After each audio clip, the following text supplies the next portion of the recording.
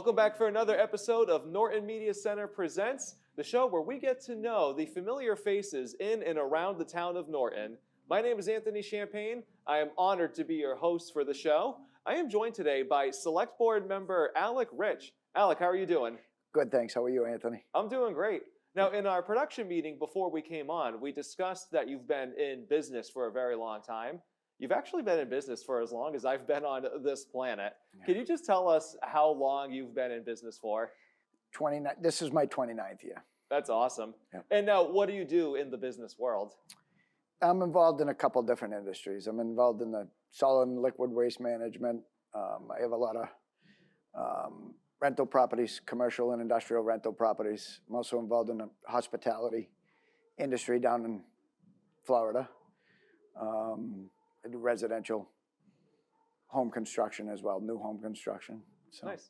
And now, what made you want to get into the world of business when you started 29 years ago? So my father was self-employed, and I watched him do it. My mother was a huge support, for him. She worked in the office, and between the two of them, they're the hardest working people that I've ever known and probably will ever know. And I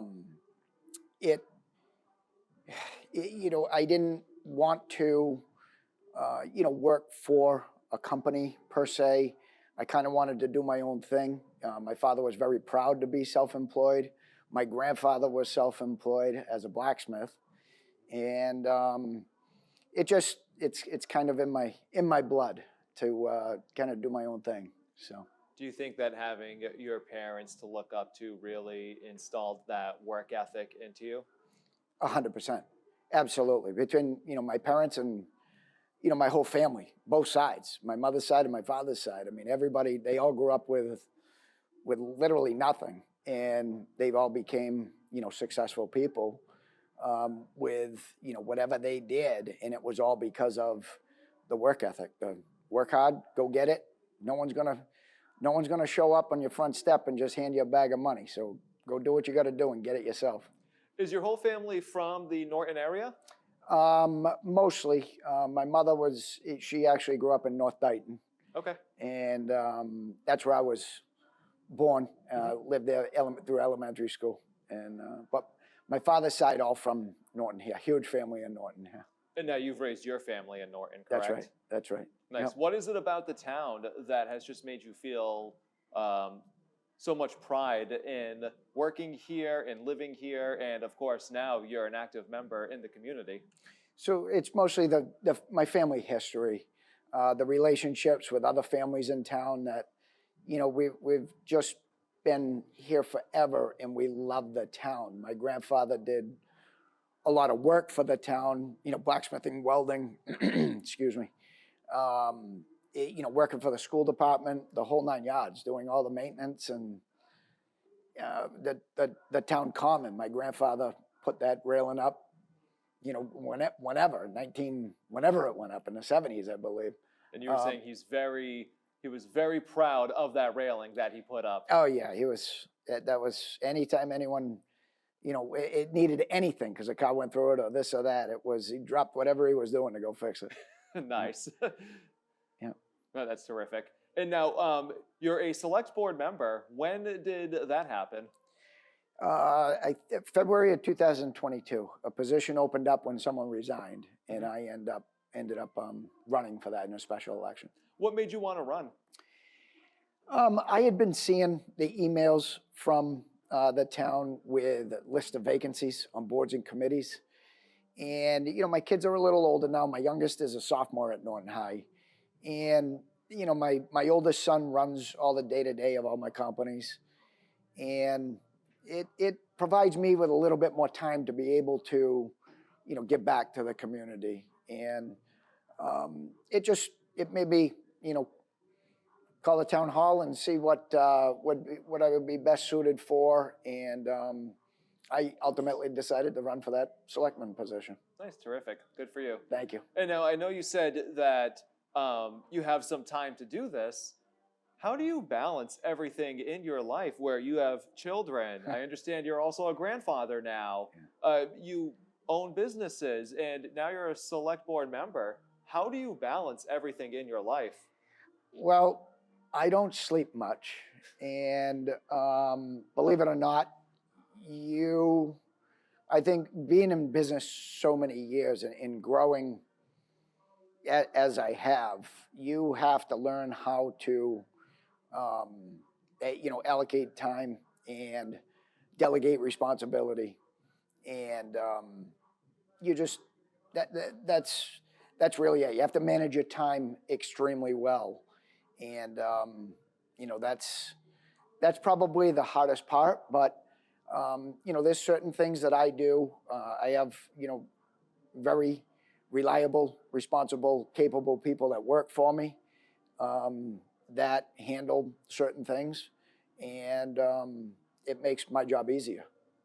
Do you think working in business for almost 3 decades has prepared you for the select board member role? Absolutely. It's probably more similar aspects of it than not. How so? Dealing with people, dealing with contracts, dealing with large budgets. I mean, one of my biggest things is budgets, and I see the town budget. I see a lot of things that being I have an accounting degree, so that I'm able to see a lot of things in a budget that I think could be adjusted.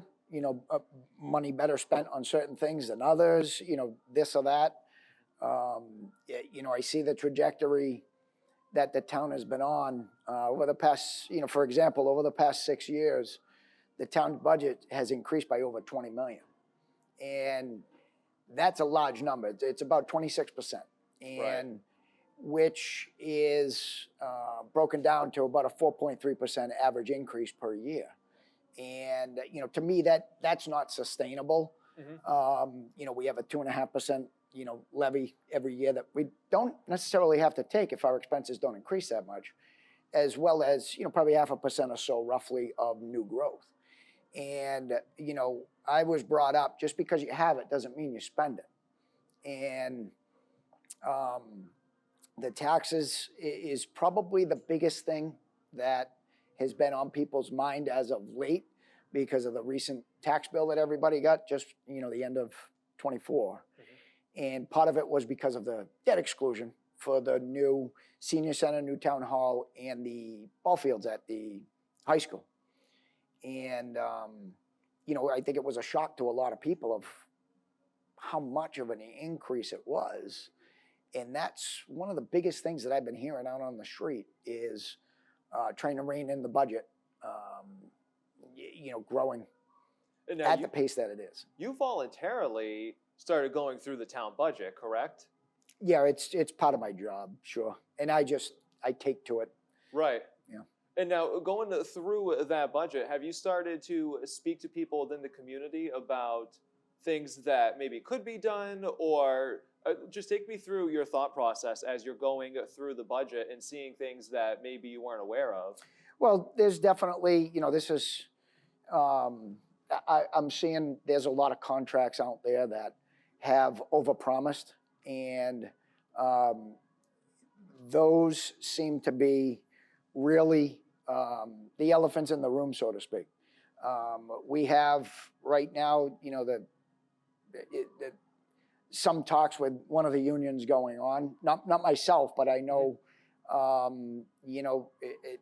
there's the school department going through that now, and I'm hoping that they see, what's transpired. We didn't pass an override. There's no flavor for that in town, and I'm hoping that the teachers union sees that. I'm hopeful for it. I don't know if it's going to transpire, but we'll see. There's only so much. Our pie is only so big. Right. And we can't just print money out of thin air. What other issues throughout not only Norton, but throughout Massachusetts and even the country for that matter, have you trying to come up with solutions for? I know we were speaking in the production meeting about interest rates. I know you were talking about all stuff like that. What's something that you really want to tackle in the next couple of years as a select board member? So I think we need to get all the union contracts in line with a sustainable method moving forward. There's been a lot of overextended asks, and they've been given. And in my opinion, it sets up, you're kicking the can down the road for future generations to pay those liabilities that you created. And I do not agree with that at all. It needs to be sustainable now. And the only way to do that is to, when the contract comes up to be negotiated, we have to negotiate with what we have, not future money. We're speaking with Select Board member Alec Rich. Alec, you mentioned before that there was a certain event a couple of years ago, the COVID-19 pandemic, that has really derailed so many things in the business world. Can you just take us through what you have seen in the world of business since COVID? So obviously, like I think everybody else has seen, right, into personal finance, the cost of operating anything, a household, a business, any kind of operation has increased substantially. And it is really hurting a lot of people. And we need to try and find solutions to bring those costs down. And I don't know on a town level exactly how much we can, but it is definitely got to start somewhere. And I'm hoping that, like I said, as these contracts negotiations come up, that we're able to bring them back in line with what they should be, that's sustainable. What does the word sustainability mean to you? Just within budget.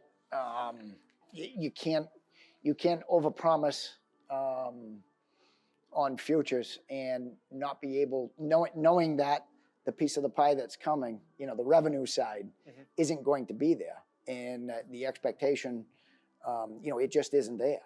So you can't negotiate in good faith with money you don't have yet. And unfortunately, that's what leads to the difficult conversations where people have to be laid off because of stuff, certain monies, certain steps were overpromised. And it's exactly what happens. And, like I said, it's a difficult conversation, but it needs to be done. So you're so well versed in the world of financial literacy. Is that something that your parents taught you as well? Or is that something, I know you said you have an accounting degree. What point in your life made you say, you know what, this is what I'm going to get into because I have a passion for it? You're obviously very intelligent when it comes to that. What made you want to go for accounting and just being in finance? So the main reason for going in accounting was because my father wanted me to, because my father was a welder fabricator his whole life, and it was working outside when it was 100 degrees and working outside when it was, 10 degrees. It didn't matter. You didn't have a choice. And my father was driving me towards a more professional career to not have to beat yourself up working in those conditions. And honestly, as a kid, we just didn't have a choice. So I did it with my father. And so I ended up going for an accounting degree because I just enjoy business anyway. Even back then, as as a young adult in high school, I liked watching my father do business. I was attached to his hip, my whole childhood. And but I started taking accounting classes my freshman year and realized there was no way on God's green earth I was going to be in an office crunching numbers all day, every day. So I switched to, believe it or not, criminology. Oh, wow.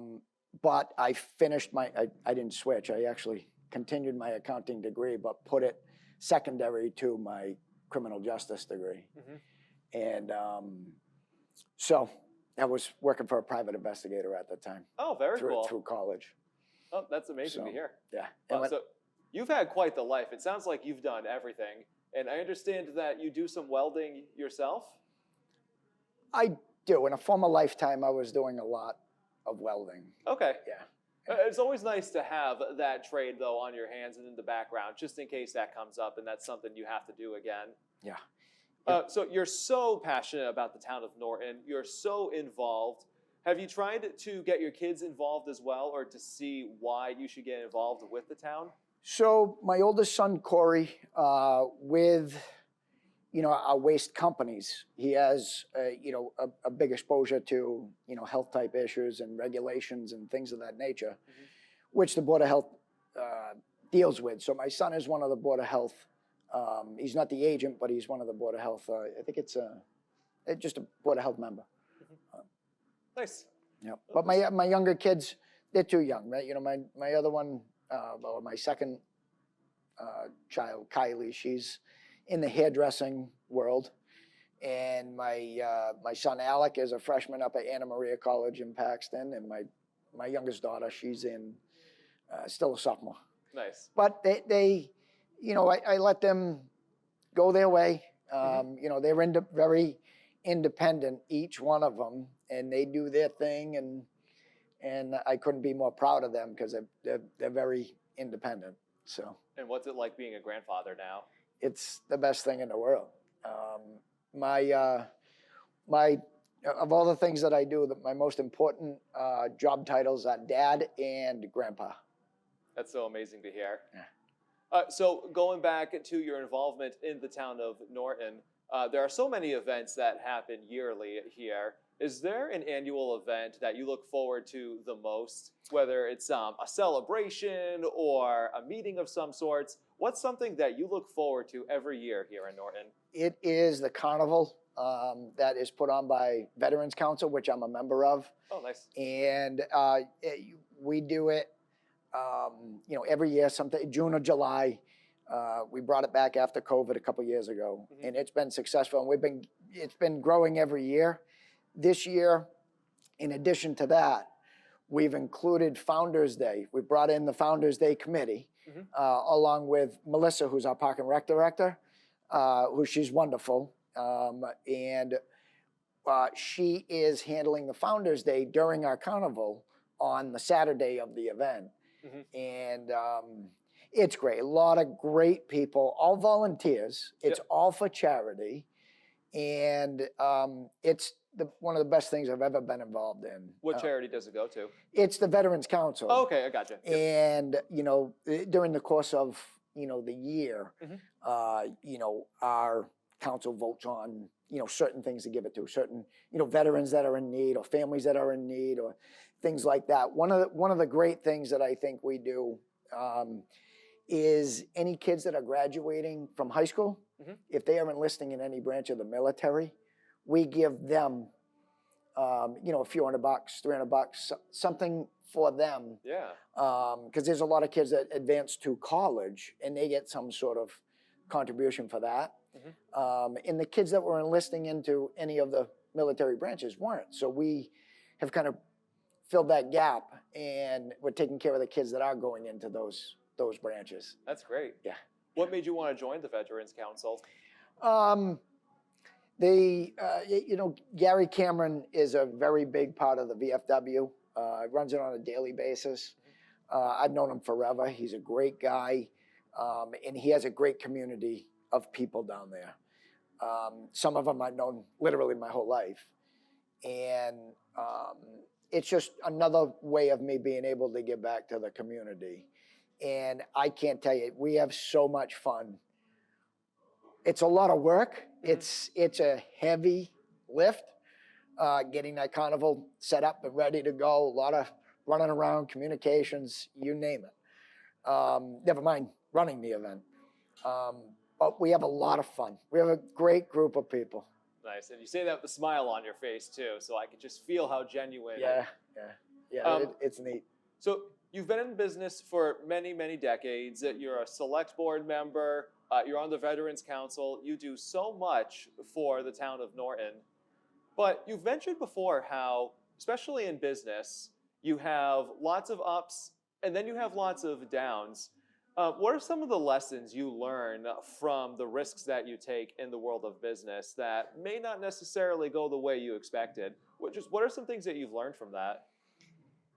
Well, never be afraid to take a risk. Trust yourself. If every time I go with my gut feeling, it's the right feeling. It's been right for me. And that's probably the biggest thing. You got to know. You got to know how it feels to get kicked in the teeth sometimes. But I've learned huge lessons from maybe either trusting the wrong people or just business deals that haven't gone the way that I wanted them to. But luckily, my good business dealings, hundreds, multiple hundreds of them over the years. I've had a lot more successful than not successful. So it's only been a small handful that haven't worked out that well. And you're someone who likes to learn from history, correct? Yeah, that's what it's for. Right. And that's why history is taught in schools. For those who don't understand history, they're doomed to repeat it. Yeah, exactly. Yeah, that's awesome. Yeah. So you're a very busy man. Can you take me through an average day in your life where you're working in your businesses and then doing anything as a select board member? What does the average day look like to Alec? Well, so I'm usually up between 2 and 4 in the morning, somewhere in there. Yeah. Why so early? It's just, I've always been early to bed, early to rise. What time do you go to bed? Usually, it depends on what kids' events are going on at night. Okay. Sporting events or this or that. But I was going to say, it might be your bedtime right now. I'm a 9 o'clock kind of guy. Oh, okay. All right. That's reasonable. Yeah. So, I'm up early. And in the morning, when there's nothing going on, I'm able to think pretty clearly. And that's when I go through emails, go through correspondence, whether it be email or text or this or that, anything that I might have missed the day before, because I get tons every day. And I also do the banking. I do every penny that goes through all my companies. I do it all in the morning before the day even starts. Then I set kind of things that I need to go over with my son. As I told you, he runs the day-to-day. So, he's the point guard. He runs the show. So I go over, important things that I need to either remind him of or make him aware of, or things that I thought up, pacing in the hallway in the middle of the night thinking about. I go over that kind of stuff to go over with him and then, push it to him. And then, I wait for my daughter to get up. One of my big things is I want to be home to see my kids off to school. I've always wanted to do it. There's some days that I can't, obviously. Yeah. But that's one of my big things. Even if I take off early and go to like my shop or this or that, I still get back to the house to see the kids. I rush back before they head to school. I can't take I only have one in school now in, grade school. Yeah. And, I can't take my other kids to school anymore. And it's starting to hit me a little bit, but. How so? I'm getting older. I'm getting older. I love watching the kids. It's the best thing in the world, watching the kids develop and, turn into the young adults and adults that they are. I just want to throw the anchor out and slow it down, because every year it seems like it's going by faster and faster. Yeah. And then, so anyways, I get my kids, I hopefully see my daughter before she goes, and then to the office, coffee, this, that. Usually I have 4 or 5 coffees by then. Nice. I'm a coffee person myself, so that's nice to hear. Yeah, grab another coffee on the way to the office. Just make sure everything's good there. I'm not an office kind of guy either. I see what my son needs. Anybody that might, have a day off for whatever reason, this or that or whatever, where I have to fill in. Some days I'm in a truck, some days I'm not, some days I have nothing to do. And then it starts the communications. When people start getting out and about 7, 8 o'clock, it starts the communications, people that work for us, this or that, whatever, new business deals. I'm always hunting acquisitions, whether it be another waste company or another property. And I'm in 2 states now, and I'm starting to expand that geographically. Yep. So there's a lot of brokers that I deal with, and it just goes from there. You never know. I can get a phone call and there could be a truck, down, broken down somewhere, and I still, starting everything from nothing years ago, I had to do everything because when you start, you normally are in the hole significantly. And you can't pay anybody to do anything, so you have to do it yourself. Yeah. But luckily, I learned a lot of mechanic stuff from my grandfather and my father, so I can pull a whole truck apart and put it back together, bolt by bolt. So I don't anymore, just to get it back to the barn or get it to, wherever I'm going to have fix it. I miss it. I do miss it some days. I miss welding some days. Yeah. I miss some of my roots of what I did growing up. And there's some days I will tell my son, listen, tomorrow, give me 4 or 5 stops. I got to go in a truck tomorrow. Yeah.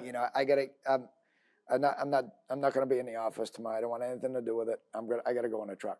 And it's like a reset button. Like when I travel, when I get on a plane to go to my properties down south, I get on the plane and I think clear. It's like when I get in a truck too, same thing. Yeah. I get on the highway and it's a different feeling. I don't know how to explain it, but nothing else matters. I just got to get to that stop. You have so much on your plate. Are you a list maker? How do you keep track of everything from when you get up in the morning to when you go to bed at night? It just sounds like there's so much going through your mind. Like, do you have to write it down somewhere? Do you put it on your phone? No, I'm not a digital kind of guy. I have lists, weekly lists, and by the day. Yep. And everything's color coded. Each company's color coded, and the drop downs from those are whether they're communications, whether I either got to call somebody or email somebody, or they're tests, and I have to organize it that way.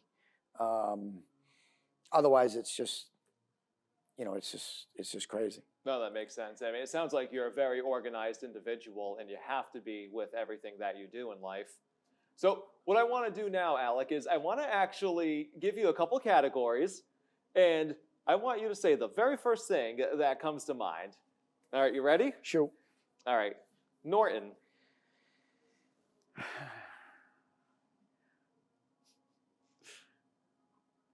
Home. Nice. Businessman. Family. Select board member. Work. And fatherhood. The best.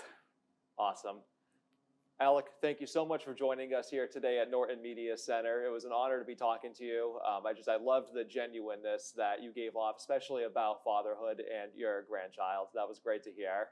Thank you, Anthony. Great to be here. Yeah, thank you so much. You guys can see Alec Rich all around town in Norton, Select Board member.